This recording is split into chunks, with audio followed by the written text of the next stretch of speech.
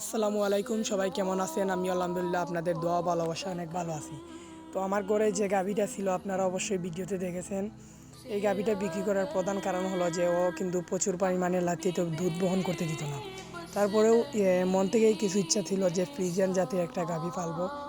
শাহিওয়াল তো আমার ঘরে দুটা ষাঁড় বাছুর আছে, ষাঁড় বাছুর নয় বলতে ওরা উপযুক্ত হয়ে গেছে।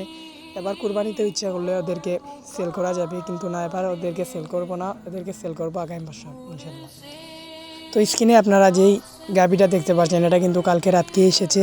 তো রাতকে এটার দাম পড়ছে প্রায় 1,40,000 টাকা, মানে গাড়ি ভাড়া সব টোটাল মিলিয়ে। তো ওর সাথে রয়েছে ষাঁড় বাছুর। তো আপনারা অবশ্যই এটাকে স্ক্রিনে দেখতে পারবেন। আর সত্যি বলতে যে এটা ফ্লিজিয়ান গরু, আমার অনেক আগ থেকে ইচ্ছা ছিল যে ফ্লিজিয়ান একটা গাভী পালবো, একটা বাছুর থাকবে। তো ইনশাল্লাহ আল্লাহ তাআলা আমার এই স্বপ্নটা পূরণ করলেন। তো আল্লাহ তাআলা স্বপ্ন পূরণ করলেন, সে এতে আল্লাহর কাছে হাজার হাজার শুকরিয়া, আলহামদুলিল্লাহ। তারপর গরুগুলাকে ভালোভাবে গোসল করে দিলাম, দেওয়ার পর অনেকটা গোড় টোর পরিষ্কার করে ফেললাম। বলতে অনেক কাজ জমে গেছিলো, মানে হঠাৎ করে তো গাভীটা এসেছে, তো আগে থেকে প্রস্তুতি ছিলাম না।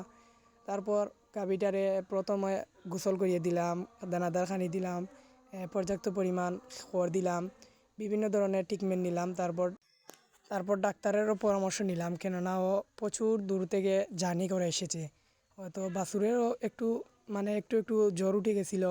তারপর ডাক্তার ট্রিটমেন্ট নিলেন, নেওয়ার পর আলহামদুলিল্লাহ কিছুটা সুস্থ হয়েছে। তো সবাই দোয়া করবেন, কারণ আপনাদের দোয়া ভালোবাসা ছাড়া আমি কখনো এগিয়ে যেতে পারবো না। এবং এই যে গরু রয়েছে, এই গড়ের সর্বোচ্চ 5টা গরুর জায়গা হবে, মানে আইসোভাবে 5টা গরুর জায়গা হবে। তো আমার গরু কিন্তু সেটে 5টাই, এই বাছুর নিয়ে। কারণ বাছুরের তো আরও বেশি জায়গা লাগে, কারণ দূরে বাঁধতে হয় বাছুর, না হলে মার দুধ খেয়ে ফেলে, তারপরও আর কিরানোর জন্য পর্যাপ্ত দুধ থাকে না। তো শেয়ারটাকে তো প্রচুর বাড়াতে হবে, কারণ আরও 2টা গরু আনবো, একটা বকনা গরু এবং একটা ষাঁড় গরু, দুটোটাও কিন্তু শাহিওয়াল। তো এতটা গরু এই সেটে জায়গা হবে না, জায়গা হবে কিন্তু চিপাচিপি হয়ে যাবে, মানে পর্যাপ্ত জায়গা হবে না, গরু ইচ্ছা মতো শুতে পারবে না, খাওয়া দাওয়া করতে পারবে না। তাই সেটটা আরও বড় করতে হবে, কিংবা আরও একটা নতুন সেট তৈরি করতে হবে। তো কালকে আমরা যে গাভীটা আনছিলাম, এই গাভীটা দুইবারে প্রায় 15 লিটার প্লাস দুধ দেয়, এবং স্ক্রিনে আপনারা বাচ্চাটা দেখতে পাচ্ছেন। তো এই বাচ্চাটা কিন্তু মাশাল্লাহ খুব ভালো, আপনারা সবাই দোয়া করবেন। তো আসসালামু আলাইকুম, ভালো থাকবেন।